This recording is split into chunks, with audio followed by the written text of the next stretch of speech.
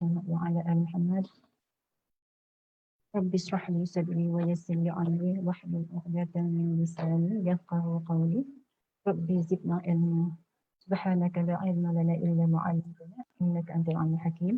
Assalamualaikum warahmatullahi wabarakatuh. Sahabat-sahabat yang dirahmati dan juga ustaz yang dikasihi.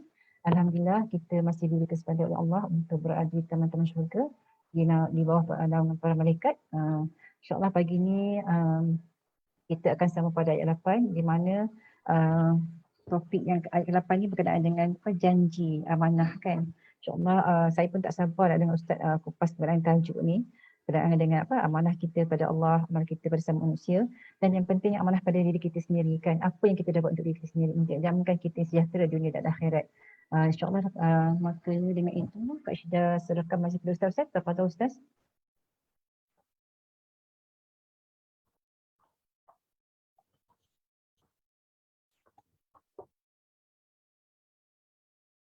Bismillahirrahmanirrahim. Alhamdulillahi Rabbil Alamin. Wassalatu wassalamu ala ashrafil anbiya'i wal mursalin. Wa khatamil mursalin. Nabiyina wa qudwatina wa qurrati a'yunina. Muhammad ibni Abdillahil Adil Hamim.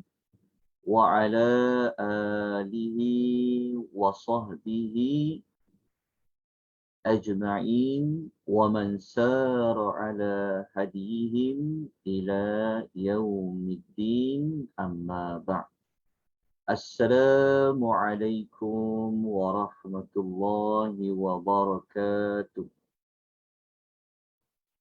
Muslimin dan muslimat rahimani wa rahimakumullah. Alhamdulillah, pada pagi yang berbahagia ini kita dapat bertemu sekali lagi dalam pembelajaran kita tentang tadabbur surah Al-Mu'minun, yang mana insya-Allah pada pagi ini seperti yang telah pun dimaklumkan, kita akan mempelajari tentang sifat orang yang beriman, sifat yang kelima, berada pada ayat yang ke-8.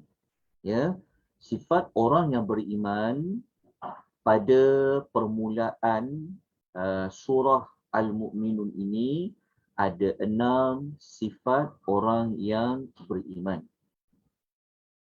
Sifat yang kelima adalah menunaikan amanah dan menunaikan janji.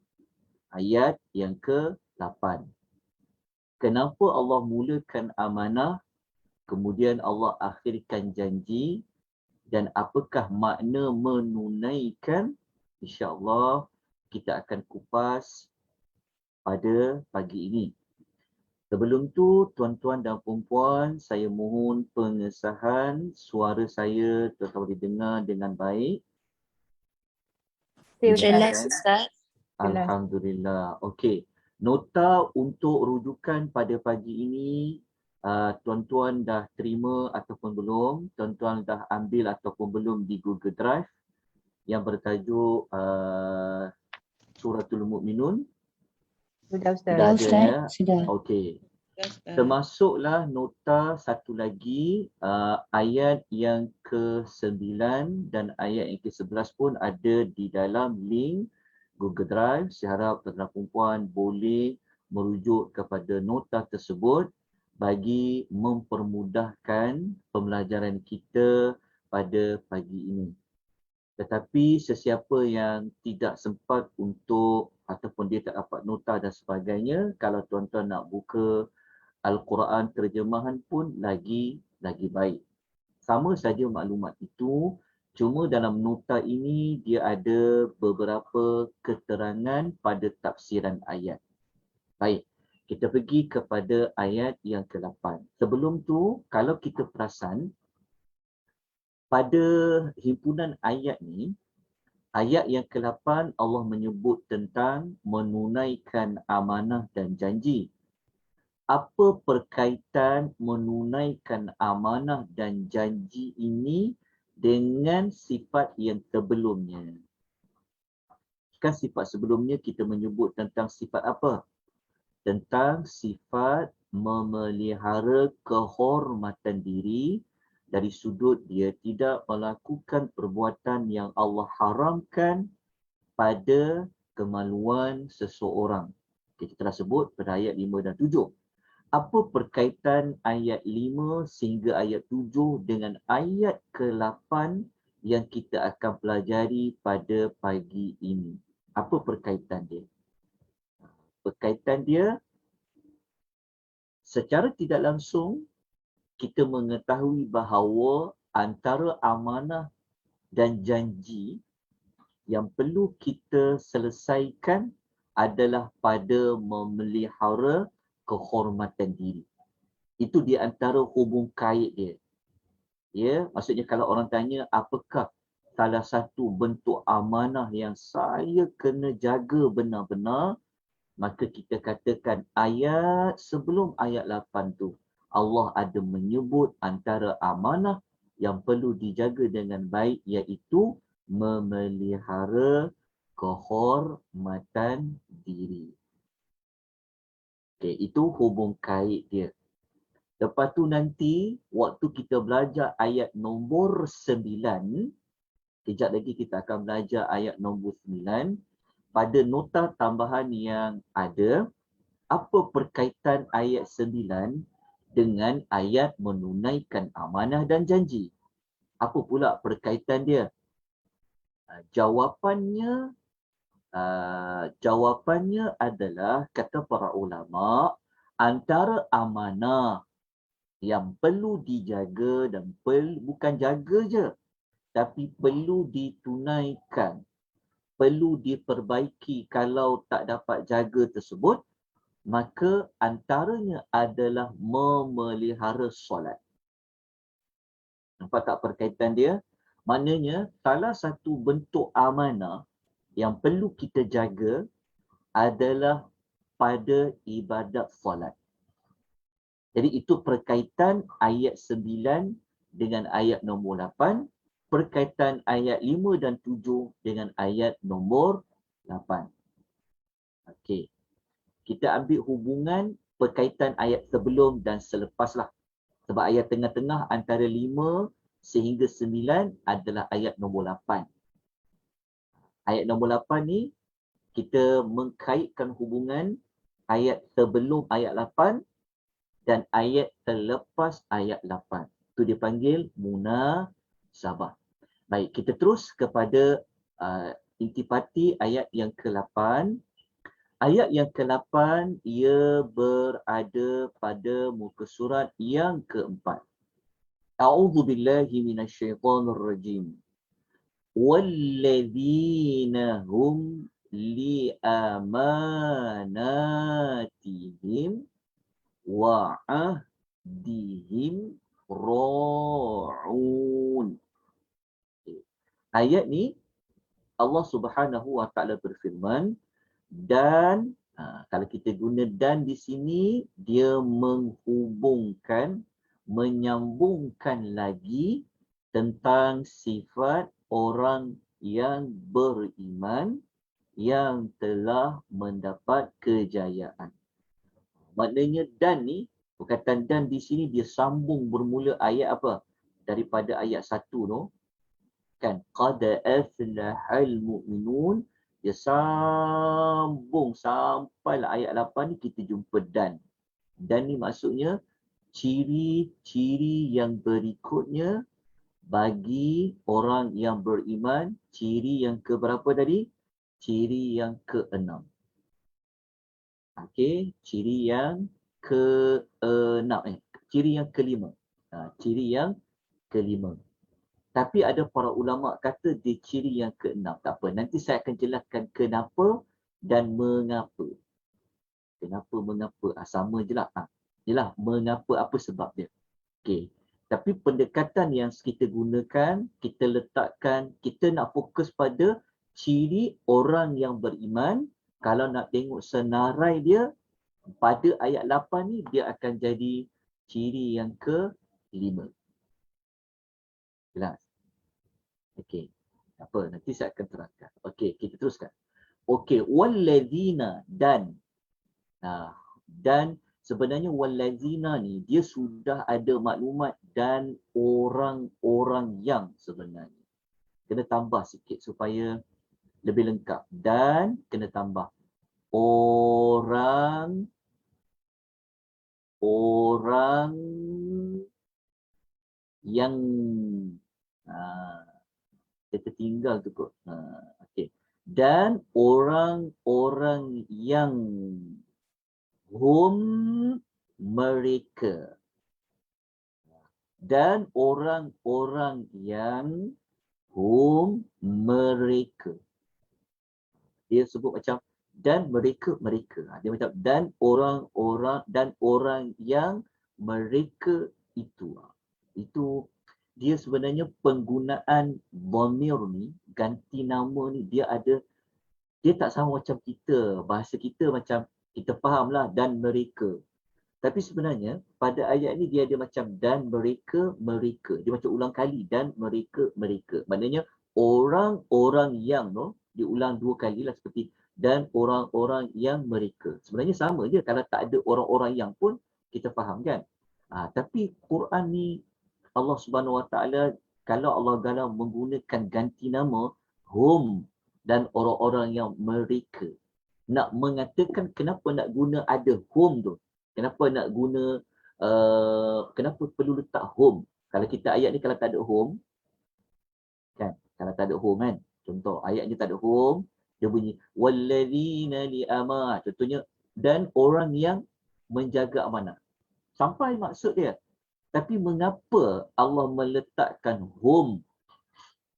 Home dekat sini, kerana nak mengatakan kepada kita nak mengatakan kepada kita bahawa dia macam nak menyebutkan secara spesifik. Nak Allah Ta'ala nak mengkhususkan. Betul kata dan orang-orang yang mereka. Jadi dia lebih kepada spesifik lah. Okey.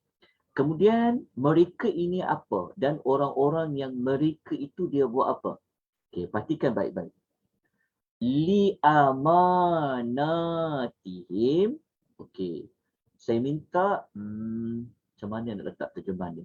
Dan mereka dan orang-orang yang mereka. Okey. Perkataan li ni li perkataan ada lam kan pada bawah kan li tu sebelum amanah. Li ni dia adalah satu dia adalah huruf yang dia nak bagi tahu pada kita tentang nak mengukuhkan. Li amar tu dan orang-orang yang mereka itu tambah perkataan benarlah, benar-benar. Benar-benar menjaga benar-benar tambah dekat li tu, dekat li. Dia patut terjemahan kita ni terjemahan kita ambil terjemahan makna. Tapi kalau kita belajar tadabbur, dia tak cukup dengan terjemahan makna saja. Dia juga kena melihat dari sudut satu perkataan kepada satu perkataan. Okey, saya ulang sekali lagi ya. Perkataan li ni sebelum perkataan amanatihim, li tu adalah bahasa yang nak mengukuhkan. Jadi, kalau kita nak letak apa maknanya? Dan mereka menjaga ni, menjaga dekat sini dia raun. Dia raun. Dia adalah kalimah raun. Amanah amanatihim.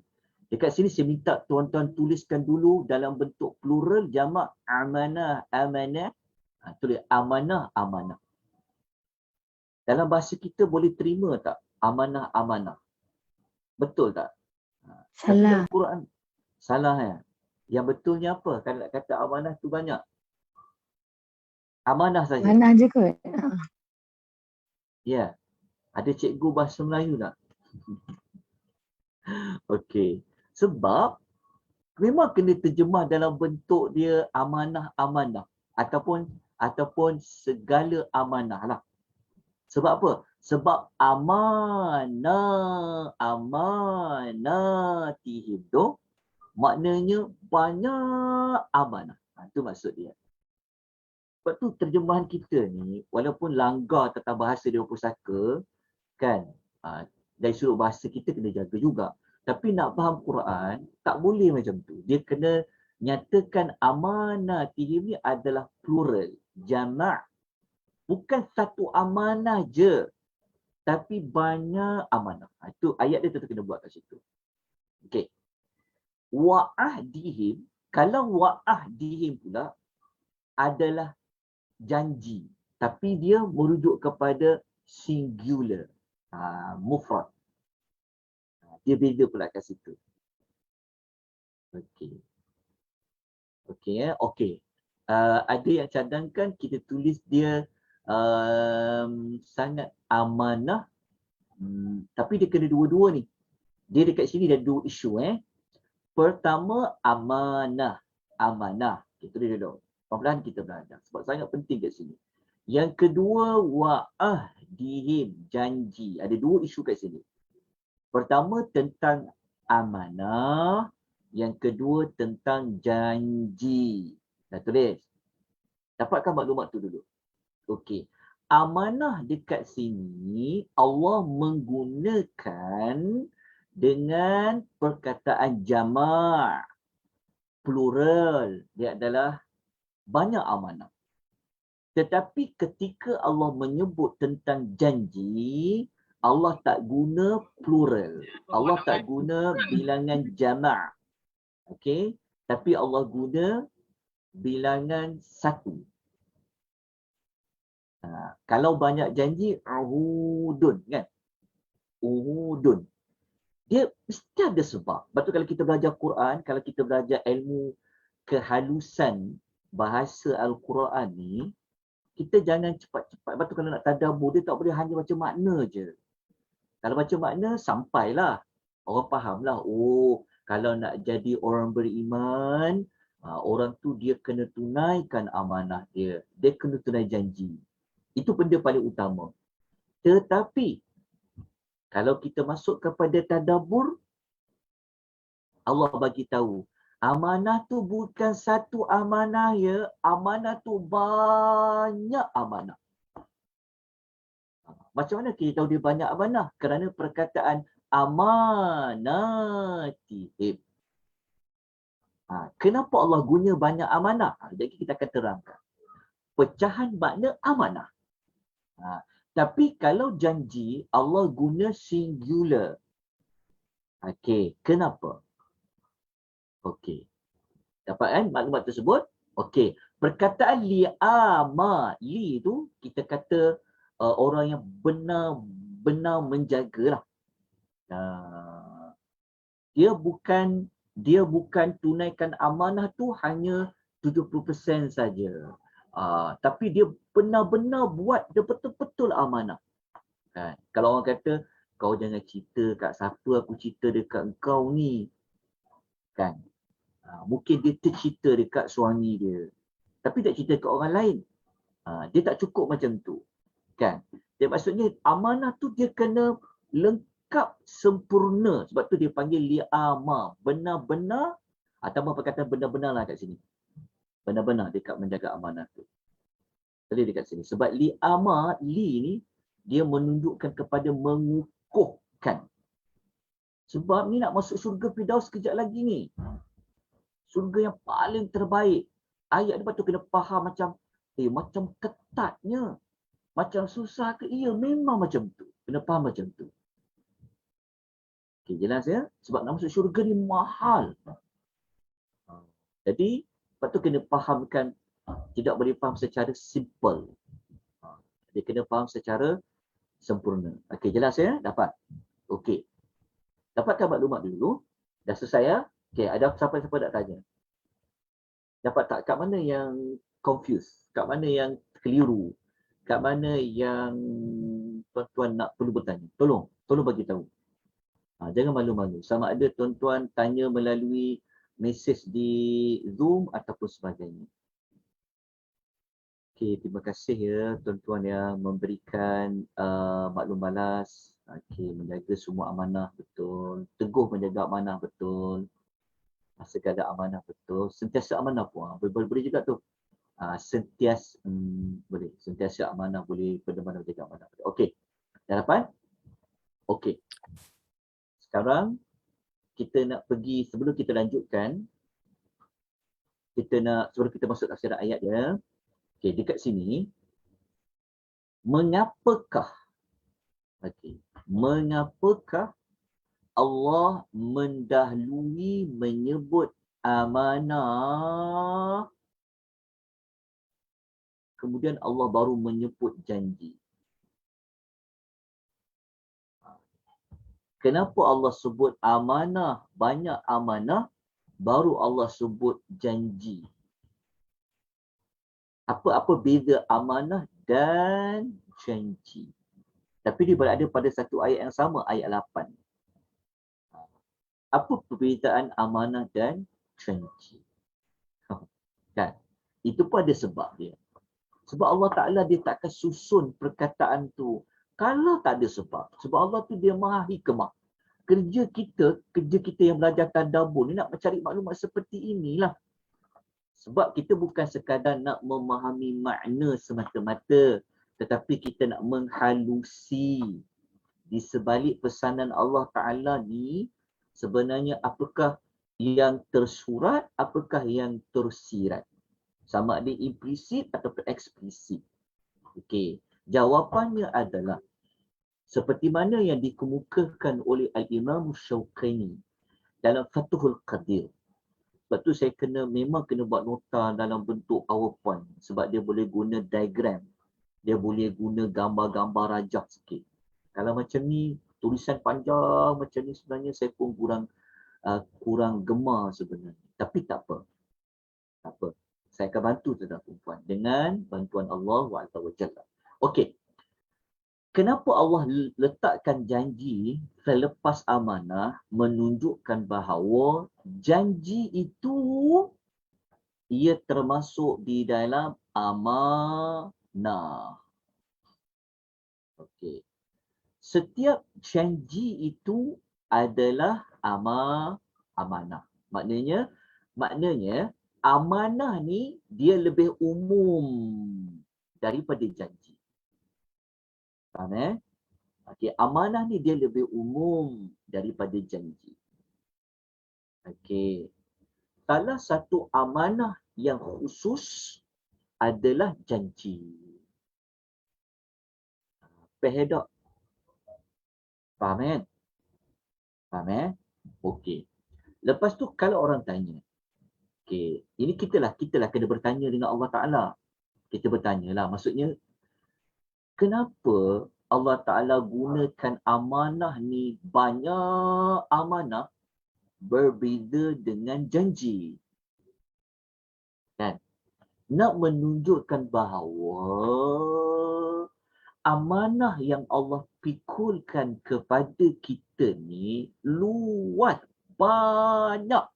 Sebab tu Allah guna dalam bentuk plural, dalam bentuk jama', dalam bentuk amanatihim. Banyak amanah. Daripada penggunaan perkataan banyak amanah tu, inilah yang akan dapat membantu kita untuk mencari jawapan. Apakah amanah yang Allah nak sebut dalam ayat ni? Okey. Dah faham dekat situ? Okey. Sekejap lagi saya akan terang kenapa Allah guna ra'un. Kenapa tak guna yuhafizun? Kalau kita sebut jaga, orang yang menjaga amanah, lepas tu saya, tak apalah, bahasa Melayu ni bolehlah terima menjaga. Okey, perkataan jaga, kalau dalam ayat nombor 5, Allah guna perkataan apa? Allah guna perkataan yuhafizun. Betul? Betul ke? Sekejap. Ingat pelan-pelan. Slowly and steady. Kalau tak faham juga, tolong tanya. okey, tolong tanya. Ustaz, makcik tak faham lah apa ni kan. Pening lah. Tak apa. Don't worry. Be happy. Okey, tengok dekat sini. Waktu kita baca ayat 5, kan, kita jumpa perkataan jaga kat sini. Dan mereka yang sentiasa menjaga. Menjaga tu apa? Hafizun. Betul tak? Menjaga. Betul. Kan? Hafizun kan? Okey, menjaga. Jelas. Menjaga. Hafizun, orang yang hafal Quran, orang yang hafiz, ada malaikat hafazah yang menjaga. Okey. Mengapa ayat nombor 8 Allah tak guna perkataan sama, hafizun? Kenapa Allah guna ra'un? Awak jadi lagu tu. Maksud kenapa Allah tak guna ra'un? Maksudnya pada ayat 5 Allah guna hafizun, orang yang memelihara kehormatan dirinya. Tetapi kenapa ayat nombor 8 Allah guna ra'un? Tapi kita semua dalam bahasa kita terjemah dia jaga juga. Inilah kekurangan bahasa Melayu kita sebenarnya. Saya minta maaf lah, bukan saya merendahkan tak. Sebab kita nak faham Quran, kita boleh faham bahasa Melayu. Betul lah, faham tak maksudnya kan? Maknanya kena belajar bahasa Arab juga ke Ustaz. Iyalah. Makcik dah berumur ni Ustaz, susah sikit lah Ustaz. Masuk ke WhatsApp tak? Tak apa. Perlahan-lahan. Nampak tak? Kan? Kita tadi terjemahan, ra'un, kita terjemah menjaga juga. Sama macam hafizun. Tapi sebenarnya, ra'un, dia tak sama macam hafizun. Walaupun maknanya menjaga. Ra'un, dia lebih dalam lagi daripada hafizun. Okey. Nampak tak? Nampak tak isu yang sedang, dapat tak? Tuan-tuan boleh ikuti tak isu yang sedang kita nak bincangkan? Kenapa ayat 8 tu Allah kata, mereka yang ada kaitan dengan amanah-amanah dan janji tadi, Allah guna perkataan ra'un. Kenapa Allah tak guna hafizun? Okey. Saya akan jelaskan. Nanti, sekejap lagi saya akan jelaskan. Cuma saya timbulkan dulu persoalan tu supaya kita akan bincangkan selepas ini. Lepas tu berbeza dengan hanya membaca terjemahan semata-mata. Okey, kalau nak lebih dalam lagi, nak lebih dapat penghayatan lagi, kerana nak tahu Quran ni lain sangat bahasa dia, maka memang kena belajar seperti itu. Okey, tapi untuk peringkat pertama kita faham. Okey, kalau nak jadi orang beriman, dia kena apa? Jaga, dia kena tunaikan segala amanah dan janji. Itu bagi orang awam, maklumat tu sebenarnya pun dah cukup sebenarnya. Itu pun sudah memadai dah. Kan? Tetapi kalau kita masuk peringkat kedua, menghalusi kalimah. Baik kalimah tu, dia akan membawa kita lebih alert. Dia akan bawa kita kepada amanah tu macam kita kena jaga, macam kita jaga anak kecil kan. Bayi kan. Kita takkan lepas daripada mata kita.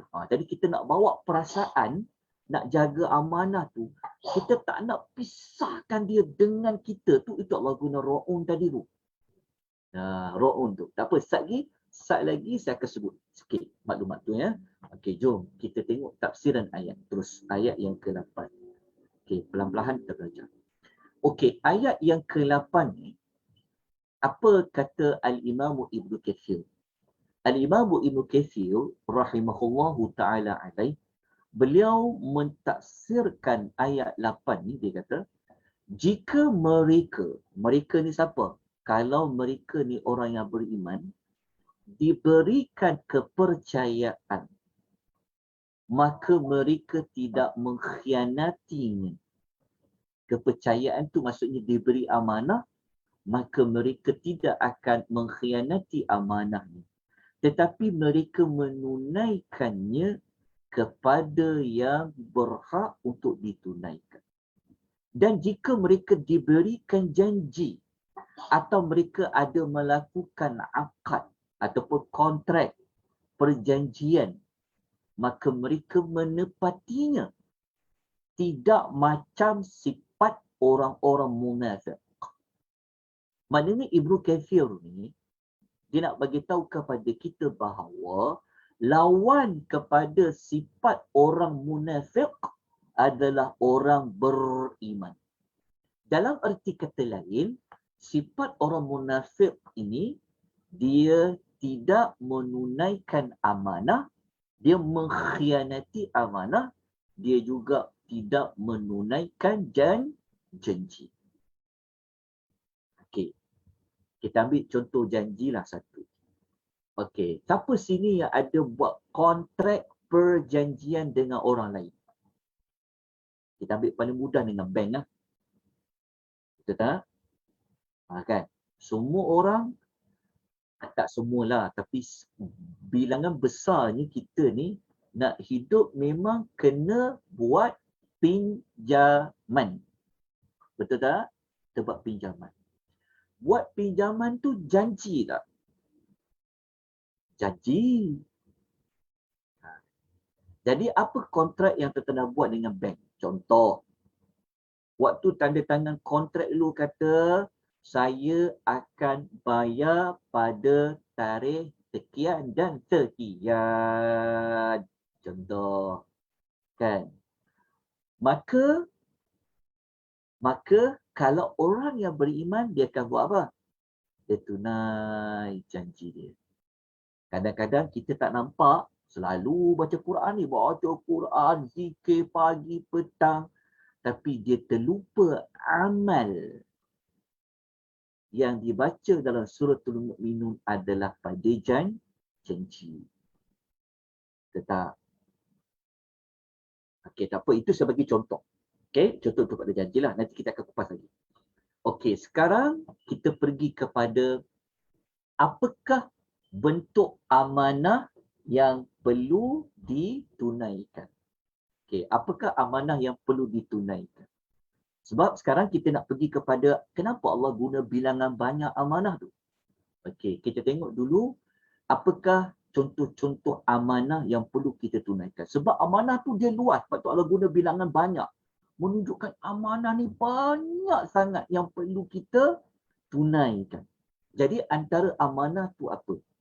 Okey, dalam surah Al-Anfal ayat 27, surah yang ke-8, Allah mengatakan, Ya ayyuhallazina amanu, wahai orang yang beriman.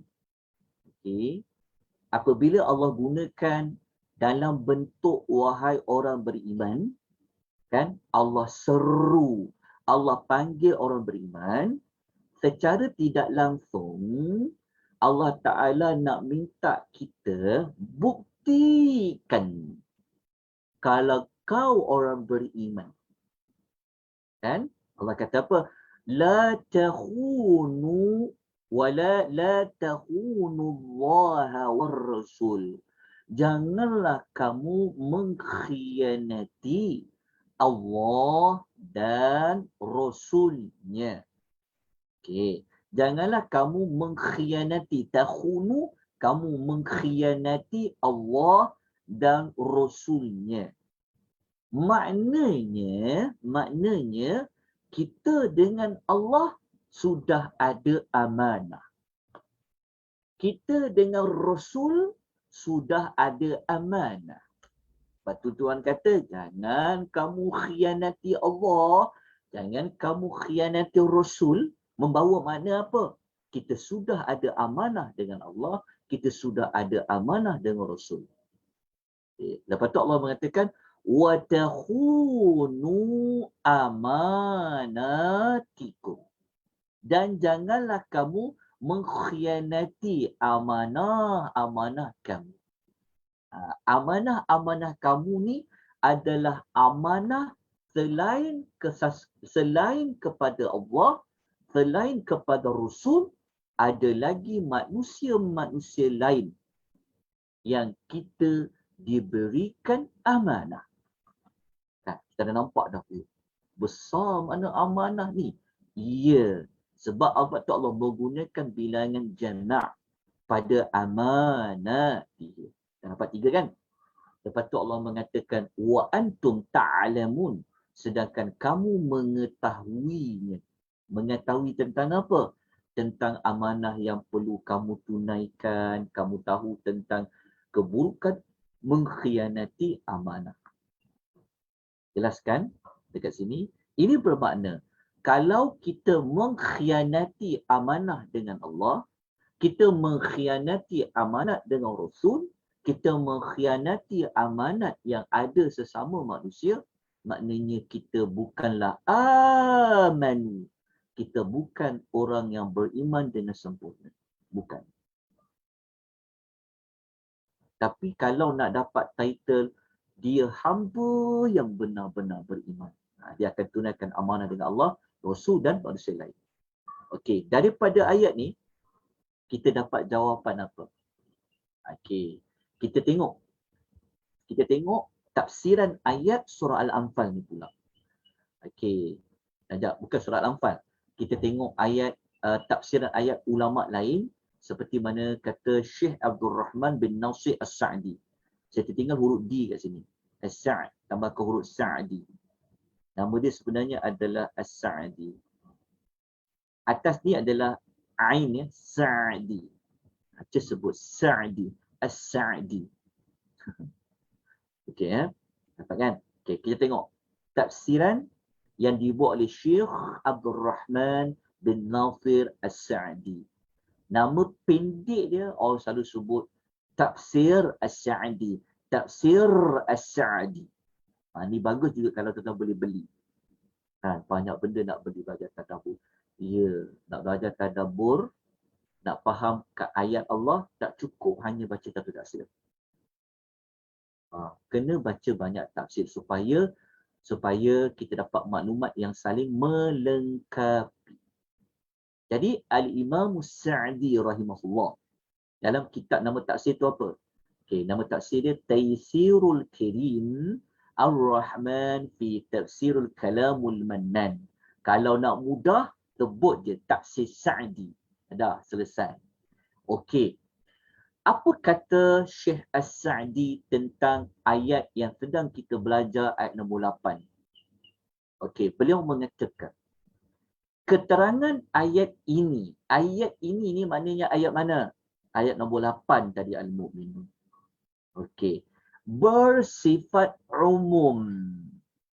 Bersifat umum maknanya dia kata amanah tu dia bersifat umum.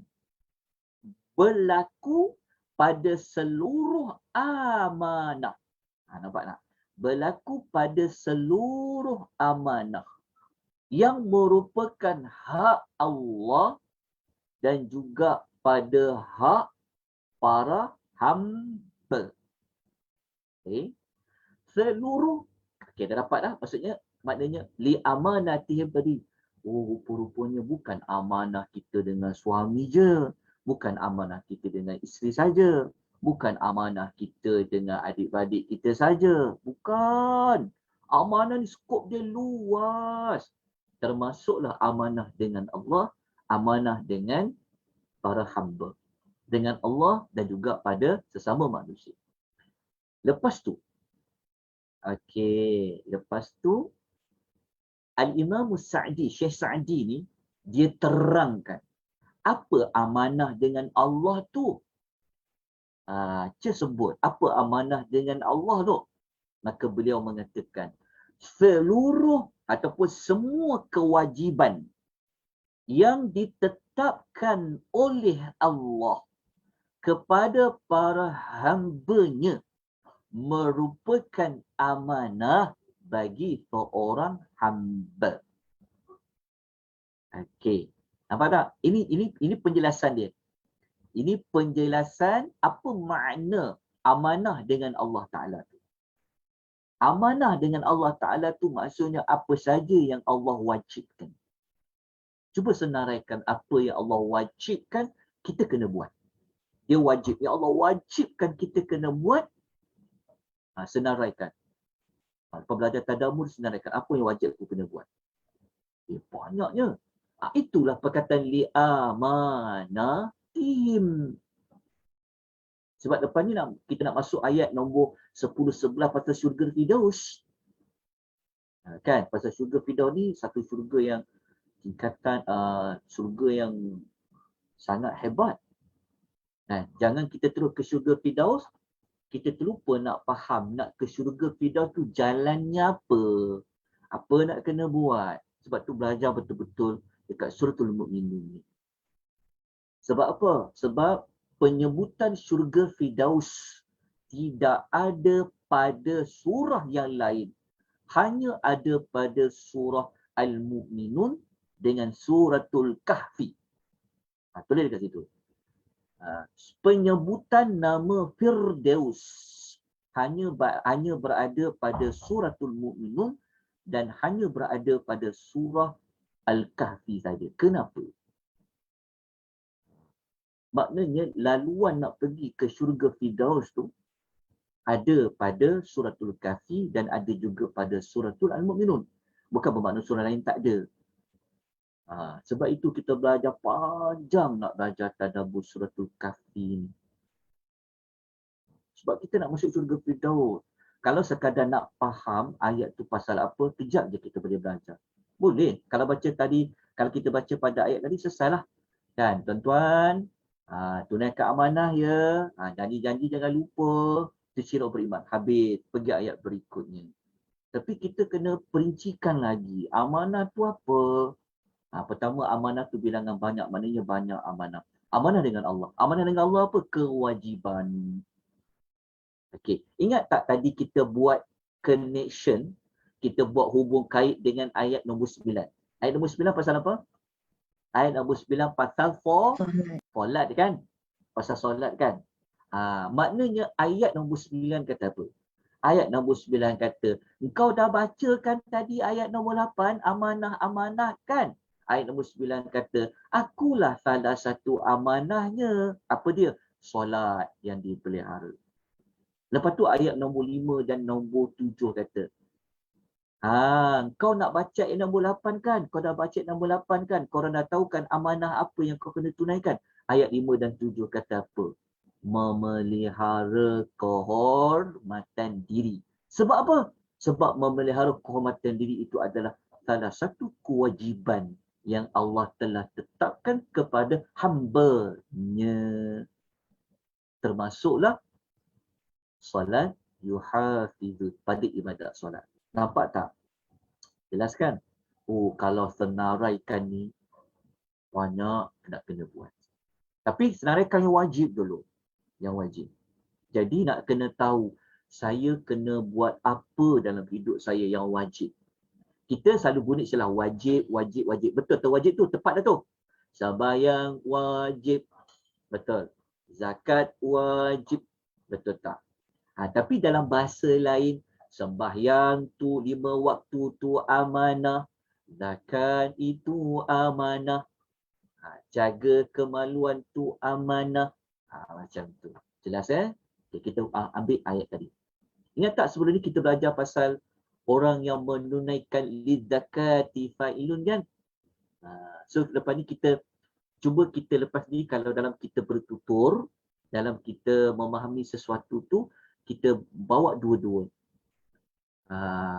Sembahyang fardu solat yang wajib. Sembahyang fardu adalah amanah. Zakat setiap tahun ini adalah wajib. Zakat setiap tahun ini adalah amanah dengan Allah. Okey, dapat? Jelas? Okey. Lepas tu, Al-Imam Syekh Sa'di kata juga, dia kata, begitu juga janji mereka dengan Rabb mereka. Kan? Sa'di ni dia fokus pada Allah saja dulu. Dia sebut, dia perincikanlah. Dia kata amanah tu ada kaitan dengan Allah, ada kaitan dengan hamba. Okey, jelas. Pegang dua-dua tu. Lepas tu As-Sa'di dia menjelaskan apa amanah kita dengan Allah Ta'ala tu. Semua kewajiban yang Allah tetapkan, jika kita tunaikan, kita telah menunaikan amanah. Macam tu juga kalau kita ada berjanji dengan Allah, maka kita kena tunaikan. Yang paling nampak sekali adalah pada nazar lah. Kan? Kita nampak jelas kita dengan Allah ni janji apa dengan Allah ni ya. Janji apa? Pada janji tentang contohnya bab nazar. Kan? Okey. Jelas ya? Okey. Kita lanjutkan lagi. Okey. Kita baca dalam surah An-Nisa. Okey, ayat nombor 58. Allah ada mengulang, ada menyebut tentang amanah ini. Innallaha ya'murukum an tu'addul amanati ila ahliha. Sesungguhnya Allah telah menyuruh kamu supaya supaya menyerahkan segala jenis amanah kepada ahlinya. Ini adalah penjelasan lain macam mana dikatakan amanah. Faham tak? Allah kata apa? Sesungguhnya Allah menyuruh kamu. Allah perintah kepada kamu. Supaya kalau kamu nak bagi amanah, serahkan amanah kepada ahlinya. Faham tak serahkan amanah pada ahlinya? Contoh, kita nak lantik seseorang buat sesuatu kerja. Maka kita kena lantik, serahkan amanah menyiapkan kerja itu kepada orang yang memang bidang dia. Dia ada kepakaran, dia seorang yang knowledgeable, dia seorang yang ada ilmu pengetahuan, dia ada kemahiran, dia ada skill dia. Jadi kita tidak menunaikan amanah Allah, salah satu bentuknya kita pergi lantik, kita pergi pilih orang yang tidak berkelayakan. Dan tambah teruk lagi kalau orang itu memang ada masalah sebelum ini. Kan, didapati dia tu khianat. Contoh. Kan, tapi kita lantik juga dia. Terang-terang kita telah melanggar amanah kepada Allah, terang-terang kita tidak memiliki sifat orang yang beriman yang dia menunaikan amanahnya kepada Allah. Kita jangan nampak amanah ni hanya bentuk Allah perintahkan wajib kepada kita macam hanya solat, tak. Tetapi menyerahkan sesuatu urusan tu kepada ahlinya juga, ia termasuk dalam amanah. Tapi negara kita ini, adakah ditunaikan ayat nombor 58? Kan? Wallahu ta'ala alam. Kita nak ceritalah dekat atas tu. Ya. Sedangkan orang tu tak ada kelayakan pun. Kan? Bukan bidang dia pun. Tapi macam mana dapat jawatan, dapat tugasan tu sebab apa? Sebab dia ada apa? Sokongan, sebab dia dicadangkan oleh seseorang. Tak boleh. Dalam agama, bukan macam tu. Agama, dia bukan melihat kepada kau siapa, kau kumpulan siapa. Dalam agama, walaupun dia bukan kumpulan aku, walaupun dia bukan geng aku, tapi dia je seorang yang amanah. Dia seorang yang pandai. Dia seorang yang ada pengalaman. Maka kena diserahkan. Tapi apa jadi kepada negara kita? Kan? Tapi buat tilawah Quran tiap-tiap tahun. Tetapi ayat-ayat Quran dilanggar, tidak dipedulikan. Mana nak dapat barakah di dalam kehidupan. Ini contoh. Kan? Tapi doa nak minta syurga, nak minta syurga, nak minta syurga. Okey, jangan macam tu. Kita tak nak macam tu. Tapi kita doakan ya. Kita doakan kepada Allah supaya semua orang di dunia ni, khususnya kita di Malaysia ini, daripada pemerintahnya sampai kepada rakyat marhainnya, kita adalah manusia yang nak kembali kepada perintah Allah, nak tunaikan apa yang Allah pesan. Okey. Faham kat sini? Lepas tu hati-hati lah, dekat sini pun amanah ni pun termasuk menyerahkan tugas kepada yang ahlinya. Jangan disebabkan dia tu anak kita lantik dia. No, kalau anak kita tak knowledgeable, tak ada pengalaman, tak boleh macam tu. Ni kita kena pergi kepada bab tugatan lah. Okay, kena amanah. Okey. Dalam surah Al-Isra, okey, ayat nombor 34, Allah ada menyebut tentang janji lah. Ni kita nak kuatkan lagi tentang janji tadi. Dia kata wa'aufu bil ahdi innal ahda kana mas'ula. Sempurnakanlah perjanjian. Sesungguhnya perjanjian itu akan dipertanggungjawabkan. Kena tunai janji. Kalau ada janji sesuatu pada orang, ditunaikan. Okey. Tak apa. Okey, kita nak kembang luaskan dekat sini. Okey, kita nak besarkan. Apa amanah kita pada hamba? Ni pun kena senaraikan lah ya. Senaraikan. Contoh. Okey. Apa amanah kita terhadap ibu dan bapa kita? Yang Allah wajibkan kita kena buat. Apa dia? Senaraikan. Kalau yang belajar tadabbur ni, yang mendengar, yang belajar, kalau kita ada banyak jawatan. Kita ada banyak jawatan tau. Jawatan sebagai anak, jawatan sebagai bapa, jawatan sebagai ibu, jawatan sebagai adik-beradik, jawatan sebagai jiran, jawatan sebagai apa. Allah banyaknya. Lagi dia ada banyak jawatan, lagi besar nanti dia dihisap di hari akhirat. Allahu Akbar. Banyak jawatan. Jadi jawatan inilah hak kita dengan hamba. Okey, kita sebagai seorang bapa ataupun sebagai ibu, apa amanah kita pada orang-orang di bawah tanggungan kita? Apa amanah kita yang perlu kita tunaikan kepada anak-anak? Apa dia? Senaraikan. Sebab tu amanah tu. Satu. Okey, apa amanah kita sebagai anak kepada ibu bapa? Senaraikan. Ya Allah wajibkan. Apa dia? Kena buat. Apa amanah kita dengan ahli keluarga kita yang lain? Kan? Apa? Cari amanah tu. Amanah. Amanah tu kita jangan faham amanah orang bagi amanah kat kita. Kau tolong jaga amanah ni ya. Kau tolong jaga rahsia. Bukan tu saja. Bukan bab jaga rahsia saja. Bukan jaga bab aib saja. Bukan. Amanah dia dah luas. Faham tak? Sebab dia dikaitkan dengan kewajipan tadi tu. Okey, apa amanah kita dengan jiran-jiran kita? Dengan jiran-jiran kita yang nak kita kena tunaikan. Senaraikan. Aku ambil peduli tak pasal jiran. Itu termasuk amanah dengan jiran. Senaraikan. Banyak tak amanah? Banyak amanah. Okey, dalam hidup ni. Jadi, di dalam hidup ni, bukan hanya fikir kita dengan Allah je. Bukan hanya dia solat, dia puasa, dia zakat. Orang lain sekeliling, ada kukisah. Yang ni tak mau macam tu. Itu bukan sifat orang mukmin. Orang mukmin ni dia sentiasa akan perhatikan apa amanah-amanah yang perlu aku tunaikan nanti. Okey. Termasuklah amanah yang khusus tu ialah, yang tu sudah pastilah, amanah yang bentuk jaga rahsia, amanah yang bentuk kaiban tu kita semua sedia maklumlah. Okey, itu saya tak mau cerita panjang lebar.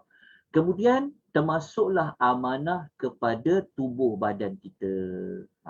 Itu pun termasuk amanah juga. Amanah tak? Jaga hak badan kita. Tidur yang cukup. Betul tak? Makan makanan yang sihat. Betul. Tapi kita baca Quran. Tapi kita salah faham Quran ni, kita hanya guna untuk spiritual saja. Sebenarnya salah. Quran ni dia juga merangkumi untuk kehidupan dunia. Jadi kalau kita faham surah Mukminun ni, kalau kita dah tahu kan, engkau jadi kalau minum manis-manis, nanti kau jatuh sakit. Kan? Tapi kita lasah ajalah, lagi boleh hidup. Tak boleh macam tu. Amanah pada tubuh badan. Kalau dah terang-terang tahu kalau minum lebih, kau jatuh sakit. Dulu kau sakit barulah nak solat payah, nak buat payah. Betul tak? Dah kata dah tak boleh nak makan seafood, nanti kau kena gout. Betul tak? Tapi tak boleh tahan lah, sedap siput ni, betul tak? Kan? Tapi minum dah sakit, jangan macam tu. Sempurna jaga amanah tu, betul-betul. Nanti kita kaitkan dengan ru'un tadi. Apatah lagi yang boleh memudaratkan diri. Senaraikan. Apa tubuh badan kita yang kita boleh buat boleh memudaratkan diri? Itu juga termasuk dalam amanah. Besarnya amanah. Iya, sebab tu Tuhan guna perkataan li amanah tihin. Nampak tak? Apa amanah lagi yang lain? Nah, yang kita nak kena selesaikan. Tuhan bagi telinga nak buat apa? Ada amanahnya. Tuhan bagi kita wang ringgit, amanah wang ringgit tu buat apa? Amanah nak kena dibuatkan. Masa Allah bagi kan, masa MCO ni lapang sangat. Betul tak? Buat apa? Nanti dapat amanah Allah bagi boleh rentas negeri ni. Tak sabar-sabar rentas negeri dalam ujung bulan 10 ni kan. Dapat amanah, dapat rentas negeri tu. Amanah tu Allah bagi tu. Guna untuk apa? Jadi kita kalau kita faham perkataan li amanatihim, maka kita akan tunaikan mengikut pada tempat-tempatnya. Ingat amanah tu. Okey, selesai. Okey, sekarang kita nak pergi kepada janji. Janji pun saya rasa semua tuan tahulah ya. Janji-janji yang perlu ditunaikan. Pemerintah janji dengan rakyat dekat manifesto kena tunaikan, wajib tunaikan. Kalau tidak tunaikan, nanti Allah akan hisab di hari akhirat. Okey. Jadi kita terus kepada maklumat ni sekejap ya. Saya rasa semua dah faham, saya dah ulas panjang lebar, saya tak perlu nak ulang balik semula. Cuma untuk kita kukuhkan lagi, memang saya perlu dan kena betul-betul tengok. Okey, sebelum saya pergi kepada betul-betul tengok tu, macam ni. Ya, saya tengok dekat nota ni sampai kat mana saya tulis. Okey, kat sini. Okey, begini. Apa kata kita terus pergi kepada makna ra'un tu. Lepas tu kita akan ulas di bawah tu. Okey ni. Tadi perkataan ra'un kan? Ni perkataan ra'un. Jom kita ulas perkataan ra'un. Okey, ra'un ni, perkataan ra'un ni, tadi kita kata apa? Saya minta tuan tambah ya, sentiasa menjaga, menunaikan. Tuan tambah perkataan ni. Sentiasa menjaga, menunaikan, memperbaiki. Ra'un tu. Sentiasa menjaga, menunaikan dan memperbaiki. Kalau ada kurang, kita buatkan. Lepas tu ra'un ni, perkataan ra'un. Okay. Ra'un ni dia daripada perkataan. Dia daripada perkataan ra'in ya. Ra'iyya. Okey, ra'in ya, ra'iyya. Ra'iyya ni juga selalu digunakan dekat pengembala haiwan. Juga digunakan kalau pengembala kambing, kan contoh pengembala. Dia guna juga ar-ra'i. Pengembala kambing dia panggil juga ra'i. Kenapa? Kenapa dinisbahkan perkataan ra'iyya kepada orang yang mengembala kambing? Contoh. Kenapa tuan-tuan? Kita kalau jaga haiwan, boleh tak kita sambil lewat? Boleh tak kalau kita jaga haiwan kita sambil lewat? Kita kena perhatikan betul-betul haiwan tu kan. Berapa ekor kambing aku ni? Mana pula siku ni? Tambah lagi dekat padang yang luar, kat hutan-hutan, takut ada musang, sebagainya kan. Jadi seolah-olah perkataan orang ni, seolah-olah macam kita menjaga haiwan, kita tak boleh lepas pandang dia. Perkataan orang dia macam kita kena sentiasa perhatikan tu. Seumpama orang yang menggembala haiwan, juga dia panggil dia panggil orang yang ra'al ghanam. Dekat perkataan ra'un dekat sini. Lepas tu kalau ada kekurangan, kan? Kalau ada kekurangan pada contohnya, contoh macam membala kan, tengok ada kekurangan, tak cukup makan ni. Kami aku ni macam tak sihat jadi. Dia cepat-cepat. Dia jumpa doktor haiwan ke, dia cepat-cepat bagi makanan pelet-pelet yang berkualiti ke kan. Macam itulah kita dengan amanah. Sehingga Allah gunakan perkataan ra'un. Kenapa tak guna yuhafizun? Ra'un dia lebih deep. Maknanya dia lebih, kita kena jaga dia. Kena sentiasa perhatikan dia. Kalau agak-agak ada yang dah nak terkurang, nak longgar sebagainya, cepat-cepat baiki dia. Sempurnakan dia. Itulah perkataan ra'un di sini. Jelas tak saudara perempuan? Sebab inilah yang Allah nak maksudkan sebenarnya.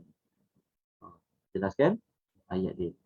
Okey, dah dapat maklumat tu. Okay, sekarang kita nak kukuhkan maklumat ni. Kan?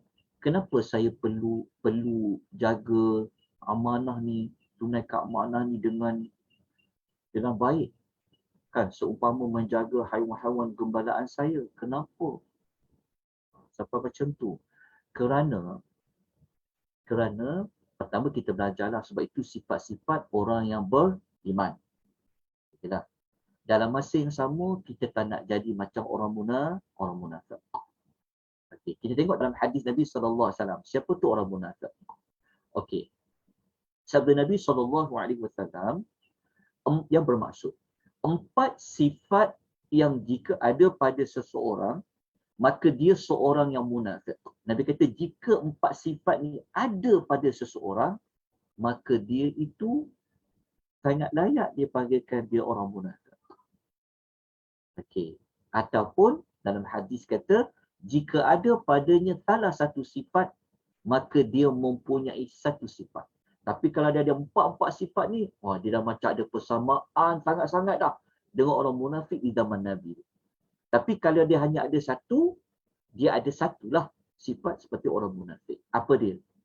Nabi kata, "Idza haddatha kadzaba." Apabila dia berkata-kata, dia berdusta. Satu. Yang kedua, wa idza wa'ada akhlafa.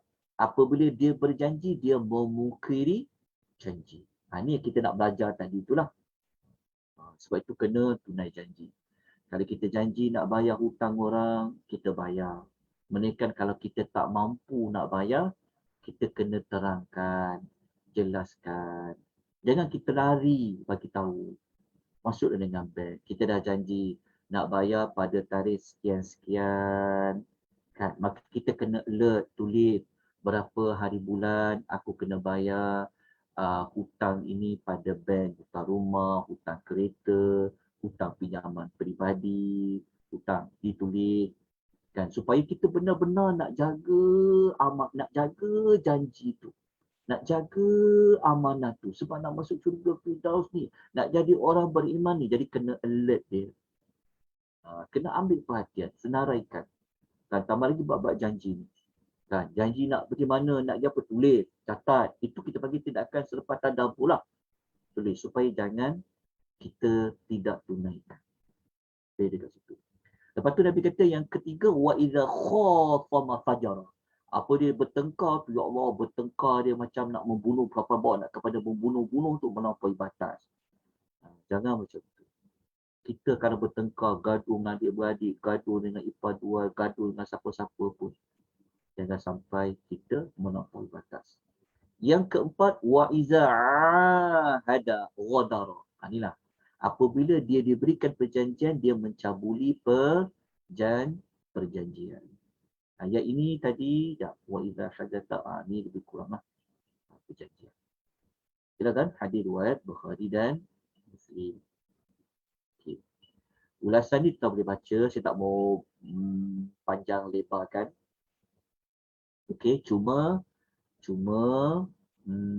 kita tengok apa makna hadis tu. Imam Nawawi kata kenapa Nabi kata maka dia seorang yang munafik. Apa makna hadis tu? Kan contohnya kalau dalam hidup ni manusia ada dia bercakap selalu bohong. Lepas tu kalau dia janji dia selalu mungkiri. Adakah orang yang macam tu dia benar-benar macam orang munafik zaman Nabi? Ingat ya, munafik di zaman Nabi tu tempatnya di neraka yang paling bawah sekali. Jadi adakah mempunyai 4 sifat tu sudah dipanggil orang boleh jadi orang yang layak masuk neraka macam orang munafik di zaman Nabi tu? Maka Imam Nawawi dia menerangkan panjang lebar di sini. Okey. Okey, dia kata sebagian ulama mengatakan bahawa seseorang dikatakan munafik jika dia sering melakukan hal-hal tersebut. Adapun yang jarang dia melakukannya, maka dia tidak termasuk dalam hal ini. Okey. Dia mudahnya macam ni. Okey. Orang munafik di zaman Nabi, mereka ada ciri tentang iman, mereka ada ciri tentang perbuatan. Perbuatan.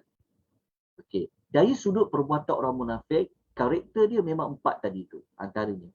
Okey. Tapi dari sudut iman, dia sangat benci dekat Nabi, dia sangat benci dekat Islam ni. Dia sangat benci, dia sangat benci tentang agama ni. Tapi kalau ada orang dia sayang Islam ni, dia mengakui keislaman dia tu kan. Tetapi kelemahan diri dia juga ada tidak menunaikan janji, dia juga ada dia khianati amanah yang diberikan tu. Dia ada persamaan dari sudut sifat orang munafik tu. Tapi bukanlah yang sifat munafik yang 100%, yang sifat dia sama macam munafik di zaman Nabi sallallahu alaihi wasallam. Kita kena baca ulasan Al-Imam An-Nawawi. Kelas kita ni apa maksud nifak tu tak apa. Yang ni kita tinggalkan. Okey, kita ambil dekat sini. Dekat sinilah yang kita nak kaitkan tadi tu. Munafik di zaman Nabi ni munafik macam mana? Okey, munafik di zaman Nabi ni, munafik ada dua-dua ni. Ada dua maklumat ni. Orang munafik di zaman Nabi SAW, munafik tu dia ada dua. Dia ada dua munafik ni. Munafik yang besar, munafik yang kecil. Apa munafik yang besar? Okey, munafik yang besar ni kata Ibn Rajab. Ibn Rajab Al-Hambali, dia kata, munafik ini sifat orang nifak, dia ada dua. Yang pertama, yang paling besar dia kata, seseorang itu menzahirkan dia beriman pada Allah, beriman pada malaikat, beriman kepada kitab-kitabnya, beriman kepada rasulnya di akhirat. Okey, serta dia menyembunyikan apa yang bercanggah dengan semua tersebut atau sebahagian. Ini tentang iman tadi. Dia zahirkan, orang nampak, dia ni orang Islam ni, dia cakap dia beriman. Tapi sebenarnya, dia menyembunyikan apa yang bercanggah. Itulah orang munafik. Dalam hati dia tak percaya pun Nabi ni, dia benci Nabi ni. Tapi mulut dia cakap, saya orang Islam, saya saya akan bantu Nabi, saya akan tolong Nabi, saya ikut pergi berperang. Tapi dalam hatinya, dia bercanggah apa yang dia zahirkan ni, berlawanan. Okey, kata Ibn Rajab Al-Hambali, dia kata inilah nifaq yang ada pada zaman Nabi sallallahu alaihi wasallam. Okey. Sifat orang munafik yang kedua, yang kecil, iaitu kemunafikan amalan. Ini yang kita sebut yang 4 tadi tu, munafik amal. Iaitu seseorang yang menzahirkan sifat luaran yang baik serta menyembunyikan apa kemunafikan amal itu seorang itu menzahirkan sifat luaran yang baik serta menyembunyikan apa yang sebaliknya. Paling mudahnya ambil kat sini. Ambil makna ni. Kemunafikan dari sudut amalnya. Ni, amal. Maksudnya, kalau kita kumpulan manusia yang tidak bercakap benar, dapat amanah kita khianati, kita dapat janji kita tak tunaikan, kita termasuk orang yang mempunyai persamaan sifat orang munafik dari sudut amal. Okey, dari sudut amal. Dia panggil apa? Munafik pada perbuatan, tapi bukan munafik pada iman. Jelas ya? Okey, kita terus pergi kepada janji tadi. Kita nak tahu siapakah yang Nabi gelar orang yang selalu tak tunai janji. Okay. Sebelum tu kita bergaduh. Kalau kita nak tahu orang yang selalu mungkir janji ni siapa, Nabi ada bagi tahu dekat sini. Nabi kata apa? Kata Nabi SAW, Nabi kata, likullin ghadirin liwa'un yawmal qiyamah. Setiap pemungkir janji, dia akan membawa bendera pada hari kiamat. Nanti Allah letakkan bendera di belakang. Yang Nabi kata, yurfa'u lahu biqadri ghadrihi. Yang bendera itu dinaikkan sesuai dengan kadar pelanggaran. Maknanya, nanti di hari akhirat kalau kita nampak orang tu dekat belakangnya ada bendera, kan?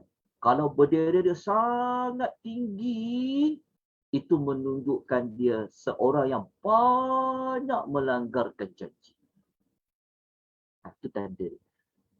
Okay. Lepas tu Nabi pesan. Nabi kata, ala wala ghadara. Nabi kata, ingat.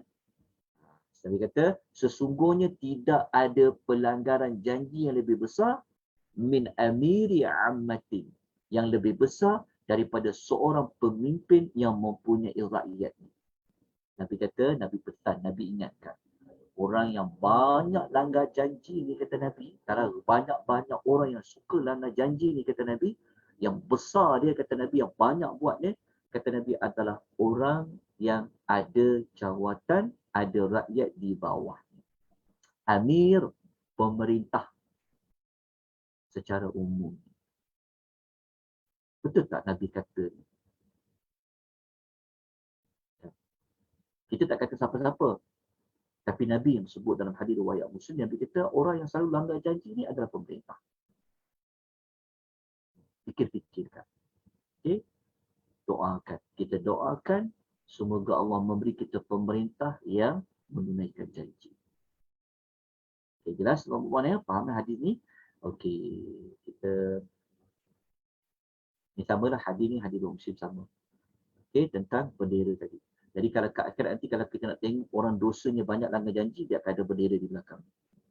Okey, kita tengok kepada jenis-jenis mungkir janji. Kita takut juga, kita jangan mengata ke orang je. Jangan kita perli orang saja. Tapi kita ni, kadang-kadang kita netizen, kita kutuk pemerintah atasan, kutuk dia, hashtag lagi, bla bla bla bla bla bla, maki habis-habis. Tapi kita ni betul ke? Kita juga tidak langgar janji. Sebelum kita menuding jari pada orang, tanya diri kita dulu. Jadi, mari kita lihat. Bagaimanakah yang dikatakan dalam Islam tu orang yang mungkir janji? Okay. Mungkir janji pun ada pembahagiannya. Ibn Rajab Al-Hambali, dia kata, mungkir janji tahap yang pertama. Mungkir janji tahap pertama ni siapa? Dia kata, ayya'ida wa min niyyatihi alla yafiya biwa'adihi.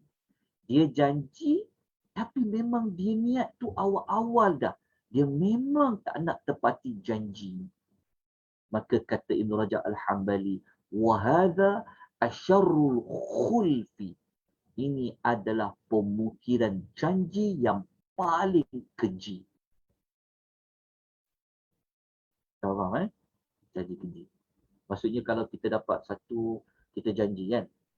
Sewaktu kita dapat, dulu waktu dengar, waktu nak interview, Masya Allah, janji-janji manis waktu interview kadang-kadang. Kita tak sedar kadang-kadang.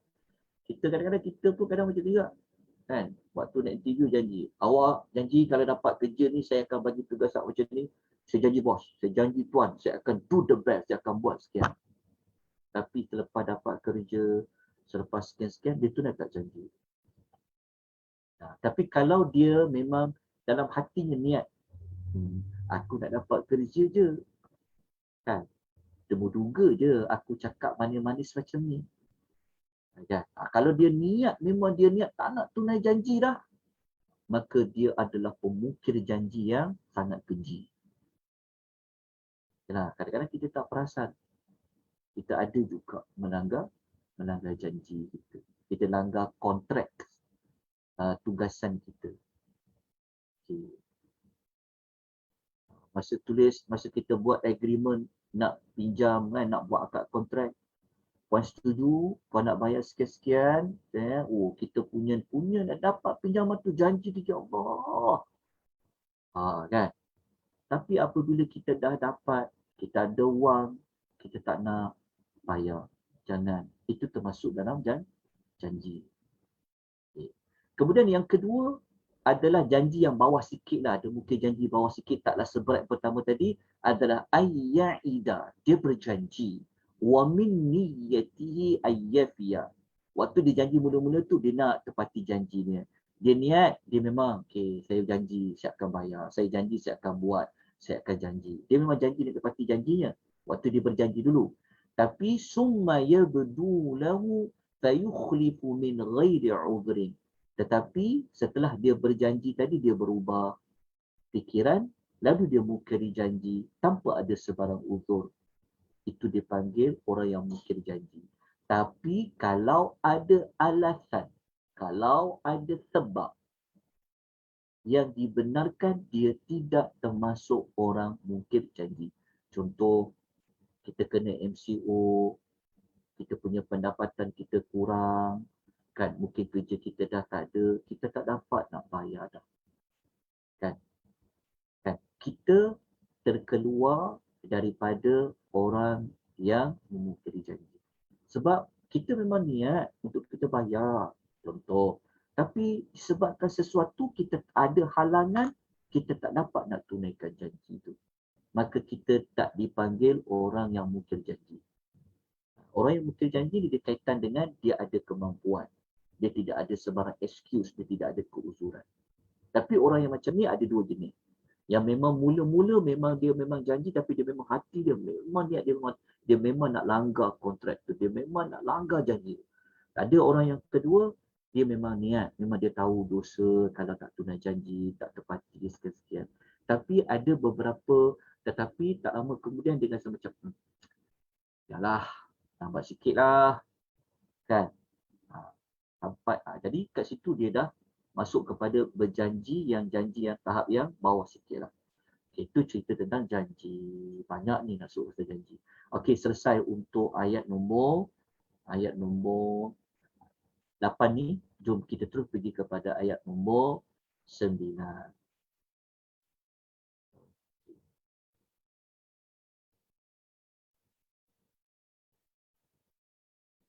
Saya kita kena soalan.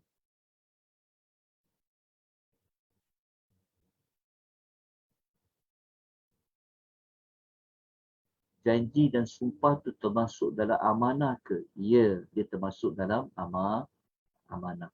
Adakah kita berdosa jika menyerahkan amanah pada orang layak dan boleh menyebabkan kosong? Jawapannya ya, berdosalah sebab dia telah mengkhianati amanah Allah dan Rasul. Dia berdosa. Tak faham maksud dia? Jangan main-main. Jangan menunaikan amanah. Sebab dia boleh bawa kerosakan kan? Okey, kita pergi kepada ayat nombor 9 ya. Sikit kita masuk ayat nombor 9. Okey, ayat 9 ni kena guna nota nombor 9. Okey, kena guna nota nombor 9. Nota yang baru yang saya ada berikan pada tuan perempuan. Okey, kita terus pergi kepada ayat nombor 9. Okey, ayat nombor 9 ni merupakan salah satu amanah yang kita kena tunaikan. Okey, ayat nombor 9. Amanah tu apa? Tentang solat. Cuma saya minta kepada perempuan ni kalau boleh tulis dekat situ plural dalam tambahkan perkataan solat, solat. Solat, solat. Kenapa kita kata solat, solat? Sebab dalam ayat ni Allah ada menyebut tentang salawatihim. Solat, solat mereka. Maknanya bukan jaga solat subuh je. Tapi solat zuhur. Buat indah tak indah. Bukan dia jaga solat zuhur saja. Isyak dia indah tak indah. Tak boleh. Allah guna salawatihim. Maknanya semua solat. Sebab tu dia sebut salat. Salat. Okey. Kita tengok ayat dia ni. Kita baca ayat dia. A'udzubillahi minasyaitonirrajim. وَالَّذِينَ هُمْ عَلَى صَلَاتِهِمْ يُحَافِظُونَ. Dan saya tinggal perkataan dan, terus tambah perkataan dan. dan dan orang yuhafizun maksudnya sentiasa melihara. Okey, ciri orang beriman ni dia sentiasa memelihara. Okey, memelihara apa? Ala salawatihim, ke atas solat-solat mereka.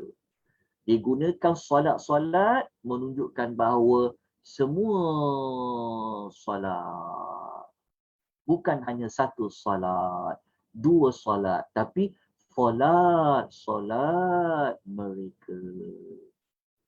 Okey, apa makna yuhafizun?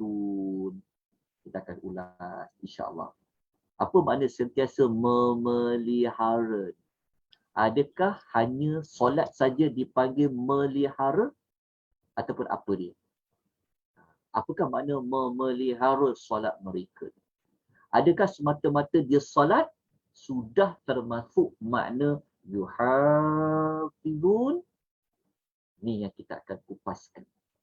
Lepas tu nanti kita akan kupaskan juga tentang kenapa ayat 2 tentang solat, kenapa ayat 9 terakhir sekali ciri orang beriman ni bagi pembukaan surah ni pasal solat juga. Apa berkaitan? Apa berkaitan permulaan sifat pertama orang beriman? Kalau tengok dekat sini, dekat sini kan. Sifat pertama khusyuk dalam solat. Allah mulakan menceritakan ciri orang beriman yang khusyuk dalam solat dan penutup bagi ciri orang yang beriman dalam kumpulan ayat ni Allah sebut tentang solat. Apa berkaitan dia?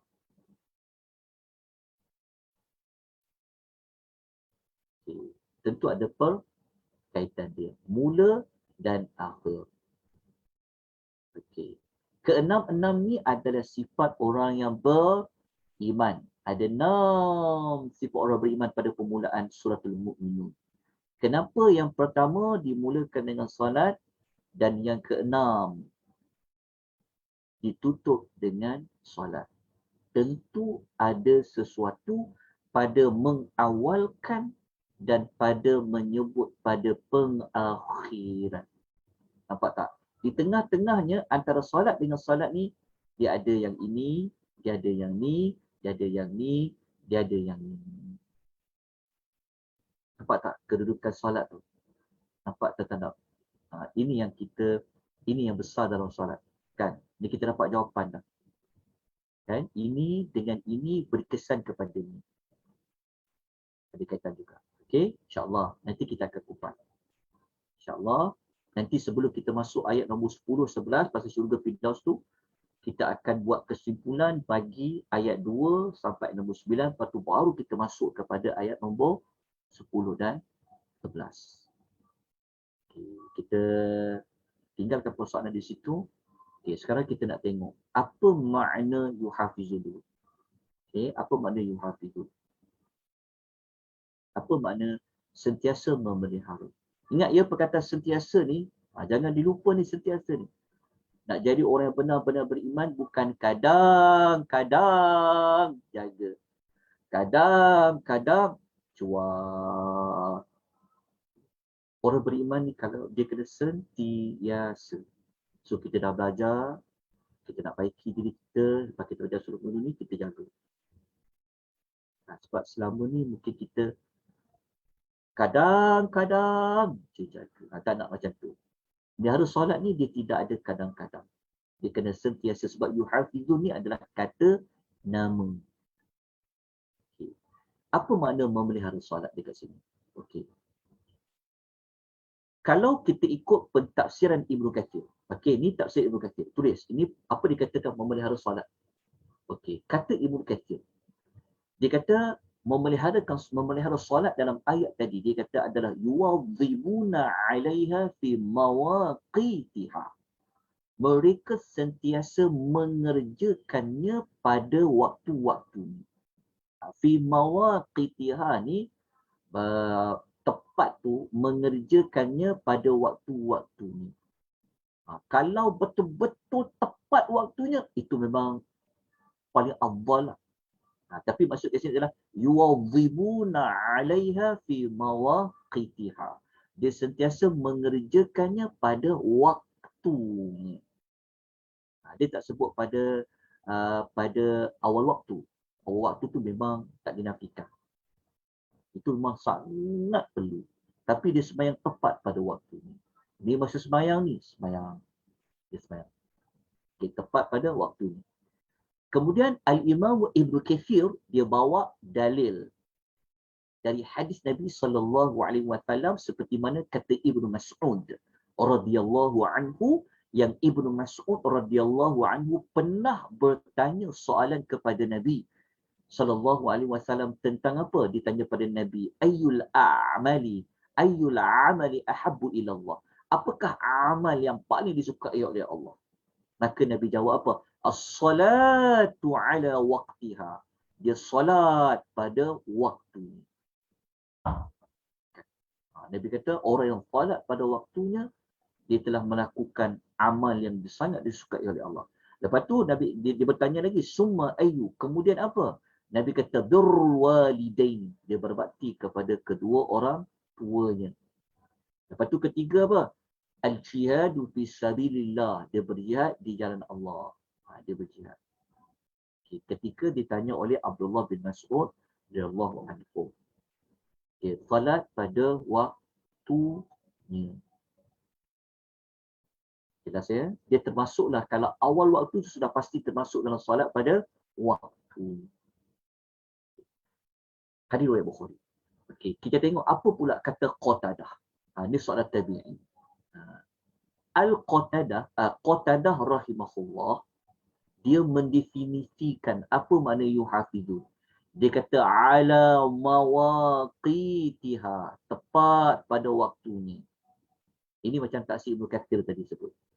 Wa ruku'iha, tapi dia juga pelihara rukuknya. Ni maklumat tambahan yang kita perlu ambil. Lepas tu wa sujudiha, pada sujudnya. Maknanya apa? Maknanya dia cukupkan syarat-syarat. Dia maknanya dia jaga di solat tu, dia solat betul-betul. Maksudnya memelihara solat ni, kalau kita gabungkan, Qatadah kata, maknanya bukan hanya dia sekadar dia solat pada waktunya yang masih ada. Bukan. Tetapi dikatakan yuhafizun juga, apabila dia solat, dia jaga rukuknya. Dia jaga sujudnya. Maknanya dia jaga tumakninahnya, ada tempoh masanya. Tidaklah dia rukuk dalam keadaan tidak sempurna. Sujudnya tidak sempurna. Bukan. Kata Qatadah, dikatakan salawat yang yuhafiz tadi, dia tepat pada waktu, dia kaitkan dengan waktunya, dikaitkan dengan perbuatan solat itu sendiri. Okey. Sebelum tu kita tengok ni dulu. Ulasan Pak Quraish Shihab dalam Taksir Misbah, apa makna salawatihim. Ini seperti yang saya sebut tadi itulah. Kata Pak Quraish Shihab, dia kata penggunaan bentuk jamak. Jamak ni maknanya plural, bilangan banyak bagi solat-solat kan. Salawatihim, solat-solat mereka. Kenapa Allah guna salawatihim? Sebab apa tuan-tuan puan kena tanya macam ni? Sebab ada setengah ayat Tuhan guna satu solat je. Allah guna salatihim fawailul lil musallin alladzina hum an salatihim, salat mereka. Allah guna macam bilangan satu je. Salat mereka. Ini dan surah Al-Maun. Tapi dalam ayat ni dia bukan solatihim, dia solawatihim. Solat mereka. Ada beza tak solat mereka dengan solat mereka? Ada bezalah. Sebab ni hanya satu solat, yang ni banyak solat. Kenapa dalam suratul Mu'minun Allah guna salawatihim?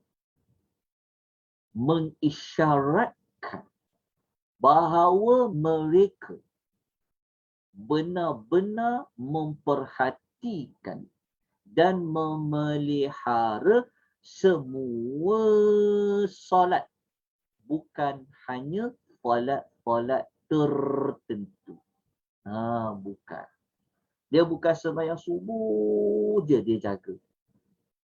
Tetapi dia jaga juga, pelihara pada solat zuhurnya, asarnya, maghribnya, isya'nya. Jadi kita kena maintain, kena jaga betul-betul solid solat. Solat apa orang paling rajin sangat, orang paling seronok sangat sembahyang, sempurna solat apa kan? Contoh. Solat apa? Kita kena jaga. Kan cabaran pada solat tengah hari zuhur, cabaran ketika nak solat solat ketika tengah sibuk ni dia nak mula kerja ni, asar ni, macam mana nak sembahyang asar ni, kan nak kena jaga tu solat. Lepas tu ketika zuhur pun macam tu juga kalau orang masuk kerja ni, sebab bos kata pukul 1, 1, 2 untuk solat dan makan, tapi dia pulun, dia makan seimbang panjang-panjang, dan masuk kerja baru dia nak solat. Apabila dia solat ketika dia kerja, banyak kerja nak buat, dia akan sembahyang dalam keadaan macam mana? Fikir-fikirkan. Macam tu. Betul tak? Jangan macam tu. Sebab Allah kata salawatihi. Betul juga kita solat asar. Nak balik kerja ni, nak cepat balik, nak masak, nak apa, nanti jam pula ni, apa semua nak buat pun. Nak solat dulu ke? Nak balik dulu. Tapi orang yang belajar serta mukminun, macam mana dia nak buat? Dia jaga solat aku ni semua solat. So macam mana dia akan aturkan waktu dia? Sebab itu kata Pak Syihab, seperti mana kita belajar tadi tu, Allah gunakan perkataan jamaah. Solat-solat, bukan solat-solat tertentu saja. Yang kita jaga dia, perfect kita buat dia. Tapi juga pada semua solat. Maknanya kalau kita boleh solat subuh pada awal waktu, begitu juga dengan zuhur, begitu juga dengan asar, begitu juga dengan maghrib, begitu juga dengan sembahyang isyak. Isyak tu dari perbahasan lain lah. Jadi kita dah nampak dah apa tindakan yang perlu kita buat setelah kita faham ayat nombor 7 dan ayat nombor 8 ni. Tapi ayat nombor 8 ni tak habis lagi. Dia punya ulasannya. InsyaAllah ulasannya nanti kita akan habiskan pada minggu hadapan. Ulasan tentang bab ayat nombor 9 ni. Lepas tu kita akan buat kesimpulan hubung kait ayat nombor 2, 3, 4, 5, 6, 7, 8, 9. Lepas tu baru kita masuk kepada ayat nombor 10 dan ayat nombor 11 tentang syurga Firdaus. Sebab jelas 5 ni. Okay. Jadi sebelum saya tamatkan, kita tangguhkan pengisian kita. Kalau tuan-tuan baca dalam kitab tafsir, dia tak kata 6. Dalam kitab tafsir dia kata 7. Dia kata ada 7 sifat. Dia ada satu lagi. Dalam kitab tafsir dia ada satu kotak lagi. Dia buat 7. Sampai nombor 9 ni dia ada 7. Tapi kita 6 je. Apa beza? Kalau kita baca kitab tafsir ataupun kita baca, tak tahulah wallahu alam, tapi kalau baca dalam tafsir Tabari, kalau baca dalam tafsir Ar-Razi, kalau baca dalam tafsir Misbah, bagi kata ada 7. Tapi kita buat 6. Bezanya di mana? Kita jelaskan minggu hadapan, insya-Allah. Sebenarnya sama je 6 dan 7 ni. Kalau kita baca, saya tidak kasih kata apa, saya kasih kata apa, ada 7 sifat pada 9 ayat pertama ni. Tapi kita buat 6. Apa beza? Kita beri jawapan dulu lah ya. Nanti kita sambung nanti pada minggu depan. Jawapan dia, kena tengok yang nota siri 1. Tengok nota siri pertama. Okey tuan-tuan, ada soalan, pertanyaan sebelum kita berhenti di sini? Ada pertanyaan apa-apa tak? Ustaz. Ya. Saya ada tulis dekat dalam chat. Nak tahu Ada. kalau macam penghulu istighfar tu kan Istighfar. ada sebut pasal janji kan, janji pada Allah kan. Betul. Janji tu janji apa ya? Janji itulah janji kita nak kena tunaikan kita dengan Allah Subhanahu Wa Taala tu, kita kena tunaikan. Istighfar, sebab tu penghulu istighfar tu kita cakap pada Allah siap-siap awal-awal kita berlapik dengan Allah Taala, ya Allah, kita akan tunaikan janji mastata'tu dengan apa yang kita mampu. Janji kat situ janji semualah kewajipan kita yang kena buat pada Allah. Itu semua dimasuk dalam bab janji. Yang paling utama sekali adalah janji kita dengan mensyirikkan Allah lah. Itu semua sekali Sekadar termasuk. kemampuan tu maksudnya setiap orang dan kemampuan dia sendiri macam tu. Macam kita nak tahu Ya. kemampuan kita. Kemampuan tu macam kita istighfarkan, macam kita kata ya Allah, saya akan buat yang terbaik ya Allah dengan kadar yang saya mampu. Bukan bermaksud kita nak meremeh-remehkan, tapi itu berlapik dalam kita memohon keampunan kepada Allah Subhanahu Wa Taala. Mampu tu ialah iman kita kan ada masa bertambah, ada masa iman kita turun. Mampu ni tengok kadang-kadang kita ada halangan, sakit, kadang-kadang tengok apa saja halangan kita lah. Sebab tu dia ada ulatan begini. Allah pesan dalam Quran, fattaqullaha hamastata'tum. Bertakwalah kepada Allah mengikut kadar kemampuannya. Kita kadar betul kan?